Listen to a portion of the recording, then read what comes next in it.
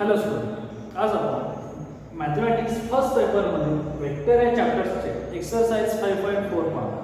G exercise vector product of two vectors वरती depend आहे. ते आपलं फर्स्ट एक्झाम्पल आहे. If a bar 2i plus 3j minus k bar and b bar I minus 4j plus 2k, find a bar plus b bar bracket close cross product or vector product bracket a bar minus b. सर्वात आधी आपल्याला जे काही given दिले ते लिहून given a bar is equal to 2i plus 3j minus k and b bar I minus 4j plus 2k. आता इथे फर्स्ट काय दिले a bar cross b bar.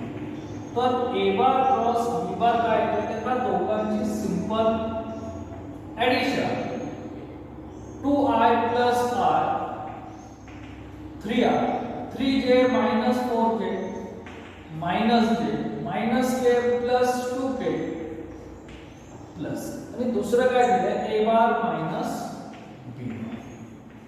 तर ह्या दोघांची subtraction means 2i minus r 3j minus minus plus 7j minus k plus minus minus 2k minus 3k आणि ह्या दोघांमध्ये तो क्रॉस प्रॉडक्ट. हा जो क्रॉस प्रॉडक्ट आहे तो आपण डिटर्मिनंटच्या फॉर्म मध्ये सॉल्व करतो. म्हणजे फर्स्ट रो आला r j k, second row ला a bar plus b bar चे व्हॅल्यू 3 minus 1 1 आणि थर्ड रो ला a bar minus b bar चे व्हॅल्यू 1 7 minus 3.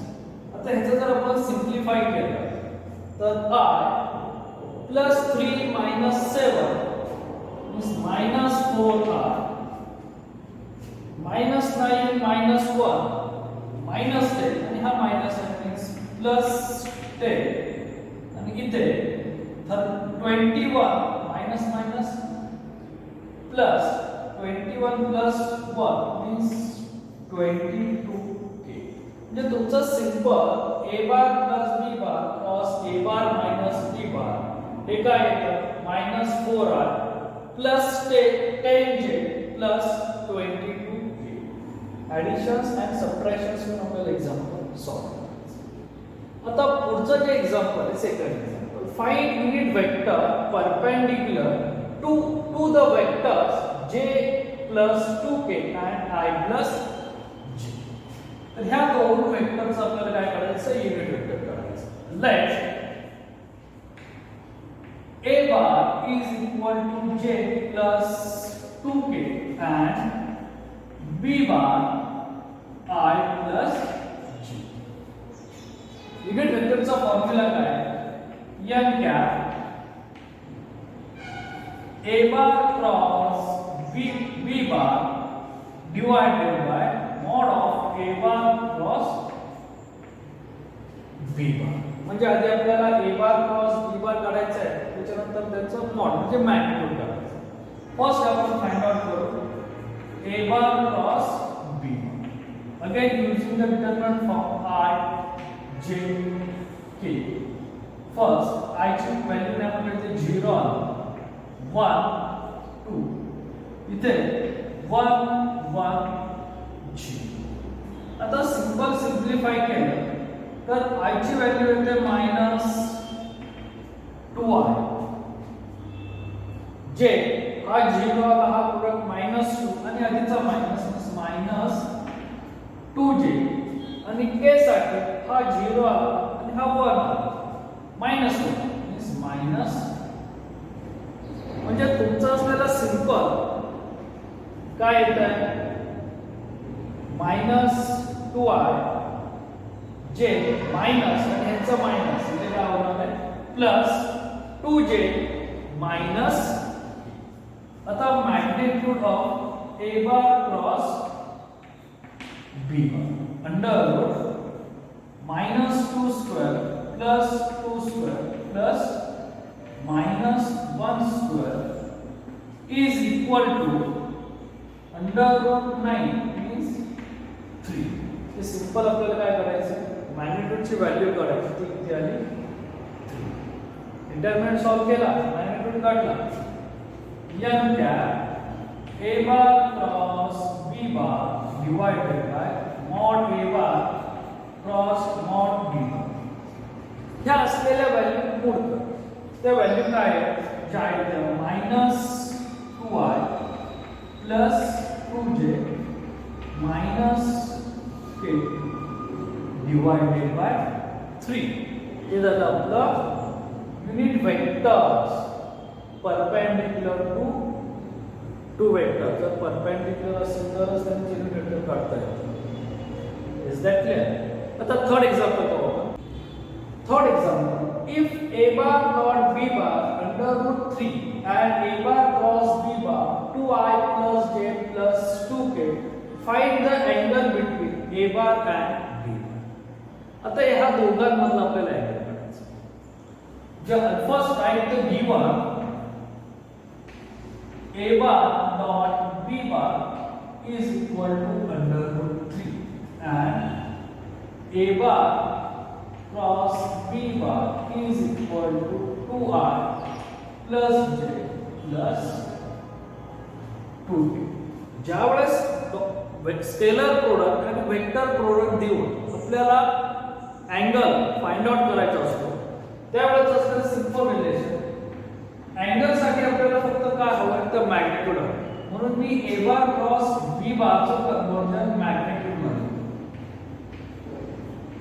Means a bar cross b bar हे काय येतं 2 square plus 1 square plus 2 square is equal to under root 9 is equal to 3 4 plus 1 plus 4 under root 9 is equal to तर ज्यावेळेस scalar आणि vector product असेल त्यावेळेस असलेलं relation tan theta a bar cross b bar in magnitude divided by a bar dot b बार जे की आपण आधीच्या लेक्चर्स मध्ये सुद्धा एक्सप्लेन केले हा डायरेक्ट तुम्हाला अँगल द्यायचा आहे आणि तिथं जर व्हॅल्यू पुट केली तर 3 divided by under root 3 is equal to under root 3 theta is equal to tan inverse under root 3 is equal to 60 degree or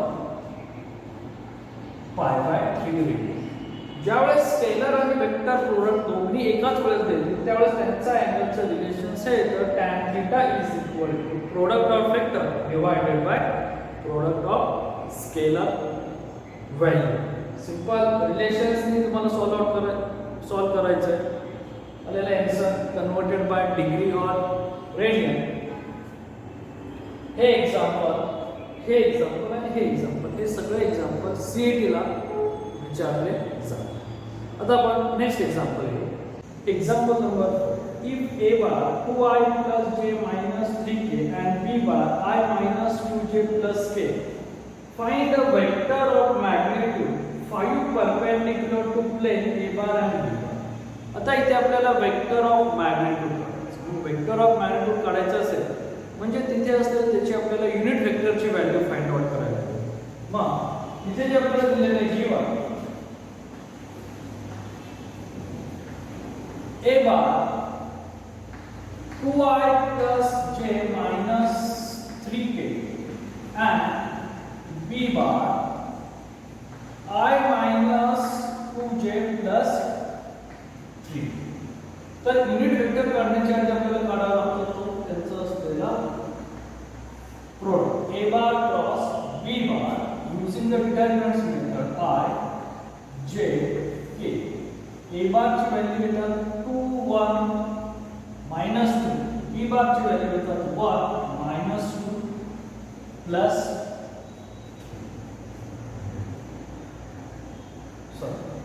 plus 1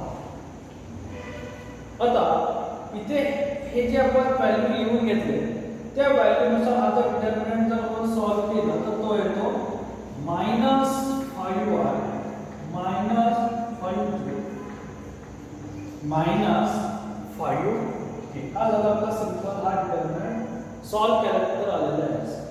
आता सेकंड काढायचं आहे आपल्याला mod a bar cross b bar means minus 5 square plus minus 5 square minus 5 square is equal to 5 under root 3. आता ह्या दोन vector पासून तयार झालेला unit vector of a bar and b bar consider is m cap तो काय होतो a bar cross b bar divided by mod a bar cross b bar.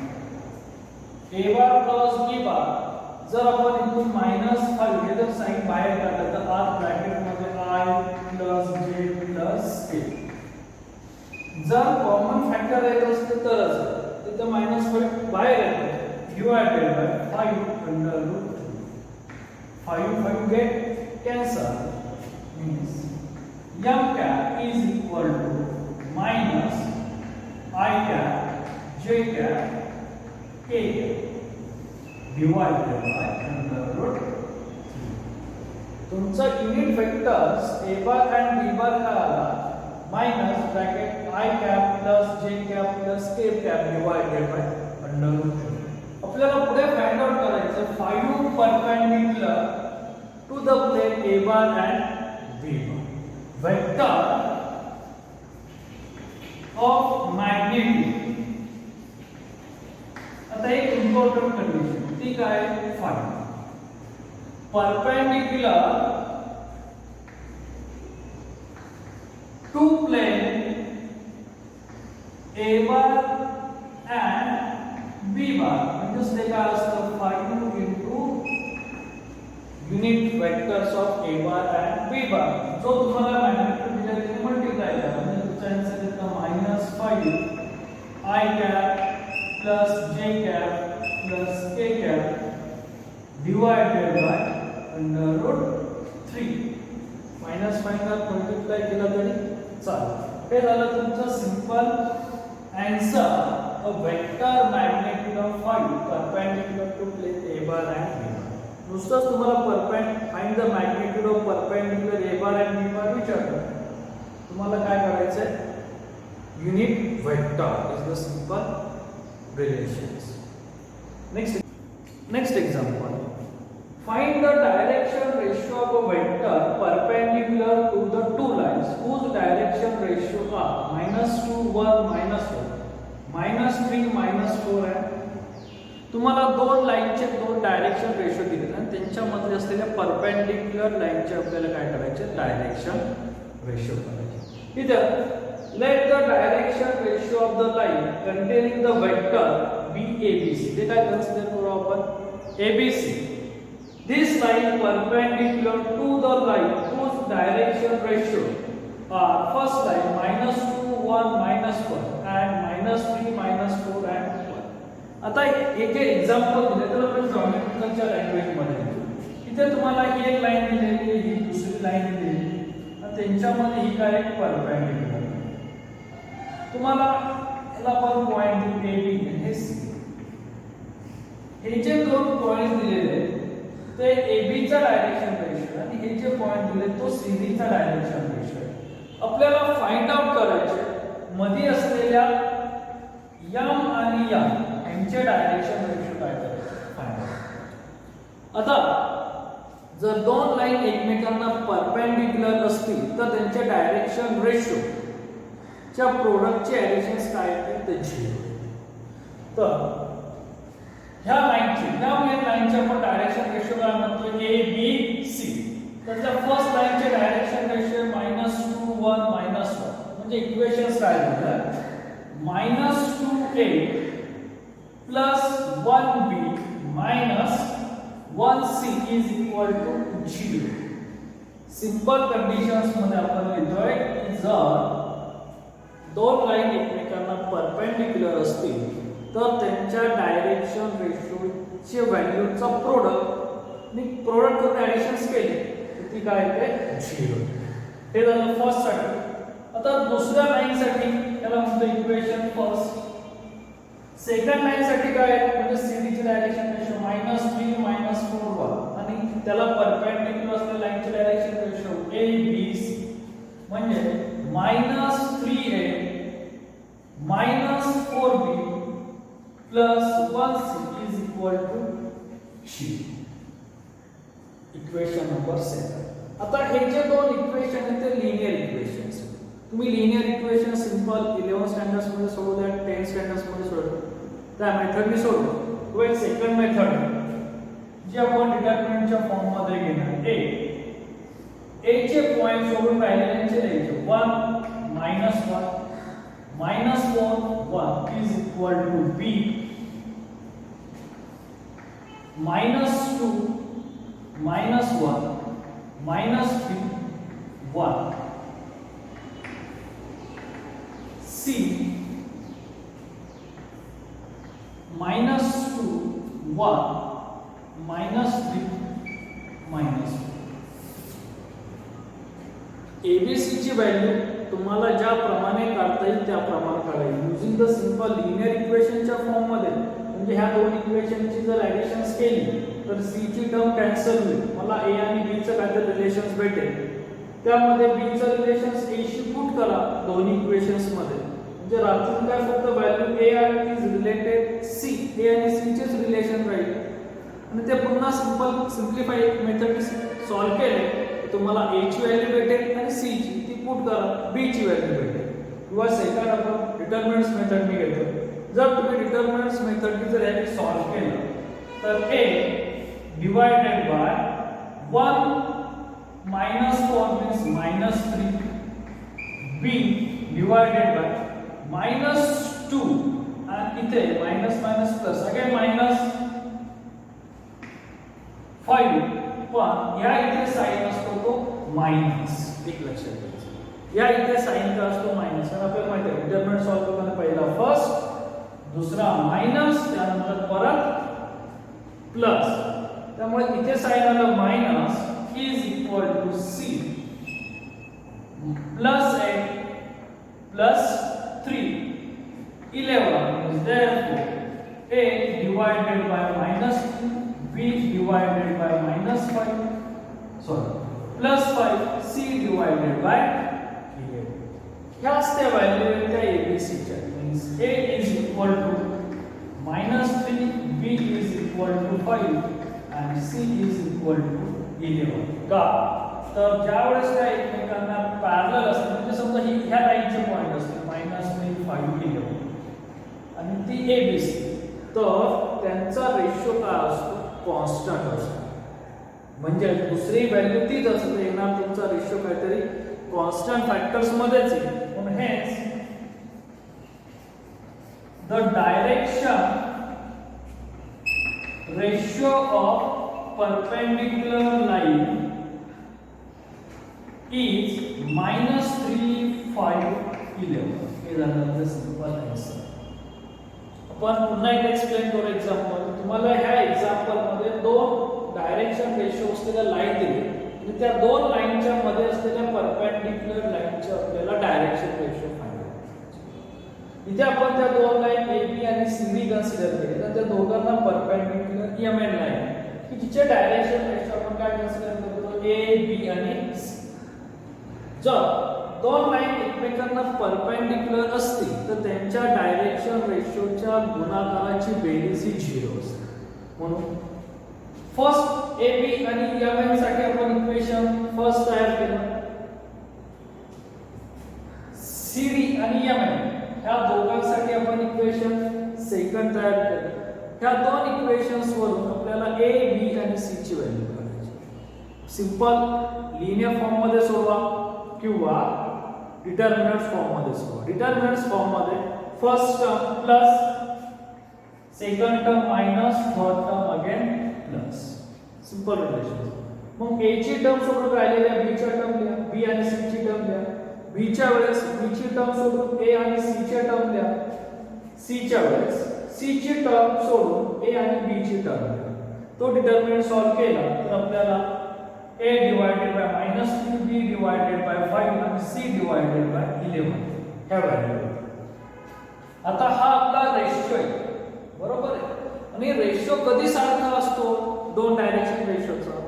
ज्या वेळेस त्यांच्या लाईन एकमेकांना पॅरलल असतात. म्हणजे ह्या लाईनचा आपण अजून एक एक्स्ट्रा लाईन ड्रॉ करू, m डॅश आणि n dash.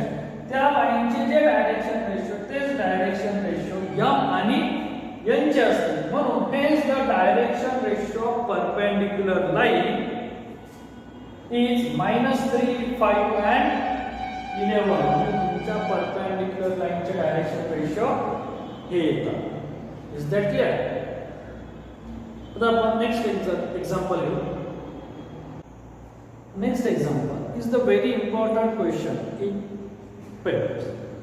If A 1, 2, 3 and B 4, 5, 6 are the 2 points, then find the foot of perpendicular line from point B to the line joining the origin and point A. तर आपल्याला find the foot of perpendicular line ते find out करायचं की ती line कुठे त्या लाईनला perpendicular आहे. आता कुठून गेला तो point? Perpendicular line from point B to the line joining the origin and point A. म्हणजे इथे मला तीन पॉइंट आहेत, O, A and B or 3 points. आता ह्या तीन पॉइंटचं रिलेशन्स काय? O आणि A हा to the line joining the origin म्हणजे O पासून A कडे काढलाय आणि परपेंडिक्युलर लाईन कुठून आहे? फ्रॉम पॉइंट B म्हणजे ह्या B पासून या इथे परपेंडिक्युलर लाईन काढली, तिला मी काय म्हणतो M. आणि ह्या M पॉइंट्स मुळे ही OA लाईन काय झाली? डिवाइड झाली इंटरनल. आणि त्याचा रेशो कन्सिडर करू आपण K ॲज 1. ओरिजिनचे पॉइंट्स असतात 0, 0. A चे पॉइंट्स गिवन आहे 1, 2, 3. B चे पॉइंट्स पण गिवन आहे 4, 5, 6. ही डायग्राम आपण ड्रॉ करू. आपल्याला हा पॉइंट काढायचा. हे पॉइंट आपण कसे फाइंड आउट करणार आहे? ह्या दोघांचा आणि ह्या दोघांचा प्रोडक्ट हा काय म्हणजे डायरेक्शन रेशोच्या प्रोडक्टची बेरीज ही काय ते 0 येते. त्या कन्सेप्ट म्हणजे मला ह्या दोघांचे डायरेक्शन रेशो हवे, त्यानंतर ह्या दोन पॉइंटचे डायरेक्शन रेशो हवे. मला हा पॉइंटच माहिती नाहीये, तर मग तो मी पॉइंट कसा फाइंड आउट करणार आहे? तर तो पॉइंट आपण सेक्शन फॉर्म्युल्याच्या रिलेशनने फाइंड आउट करणार. Internally divided by the section formula त्याने फाइंड आउट करणार. Late point M divided by line OA in ratio K as 1. इथे आपण जे आपल्याला गिवन दिलेले तर A चे पॉइंट्स काय 1, 2, 3. B चे पॉइंट्स 4, 5, 6 and origin आणि ओरिजिनचे पॉइंट्स काय असतात 0, 0, 6. मग ह्या दोघांच्या रिलेशन सोबत मला पॉइंट M काढायचा आहे. मग पॉइंट M तर x तर त्याच्या x साठी काय येणार? हे झाले x1 y1 z1 हे झाले x2 y2 z. k into x2 plus 1 into x1 divided by k plus 1. म्हणजे आपला फॉर्म्युला होता m a bar plus n b bar divided by m plus n. m आणि n हा ratio तर k into 1 k divided by k plus 1 first. दुसऱ्यासाठी 2k k plus 1. तिसऱ्यासाठी 3k divided by k plus 1. हे झाले माझे याचे 3 points. 1 into 0 हे 0 0 से येणार त्यामुळे मी पुढची टर्म लिहिलेली नाही. आता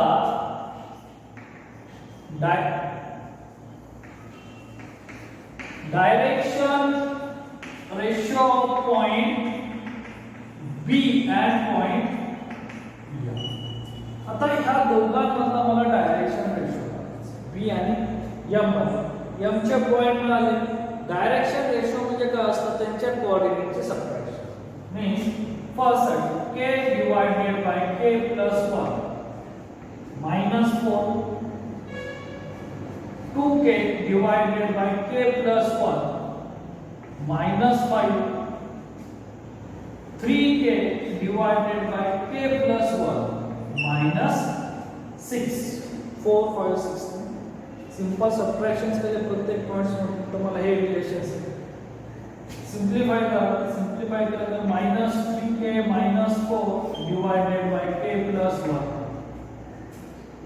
इथे -5 प्लस 2k म्हणजे -3k -5 divided by k plus 1 इथे -6 plus 3k -3k -6 divided by k plus 1 हे पुन्हाचे डायरेक्शन रेशो आहे. तर point B and point M त्याला आपण म्हणू P. हे ह्या P बार किंवा ह्या BM चे असलेले काय डायरेक्शन रेशो P. आता दुसरे डायरेक्शन रेशो कोणाचे ह्या दोघांचे direction ratio of point O and point P means ह्या दोघांची सबट्रॅक्शन ती काय येते 0 minus 1 minus 1 minus 2 minus 3 त्यांना काय म्हणू आपण क्यूब बार. सिंपल सबट्रॅक्शन्स केले 0 minus 1 0 minus 2 0 minus 3 दोन कोऑर्डिनेटचं सबट्रॅक्शन्स असते ते काय डायरेक्शन. आता ह्या दोन्ही पॉइंट्स एकमेकांना कसे परपेंडिक्युलर डायरेक्शंस रेशो म्हणजे आपण line BM perpendicular line OA. Therefore P bar dot Q bar is equal to 0.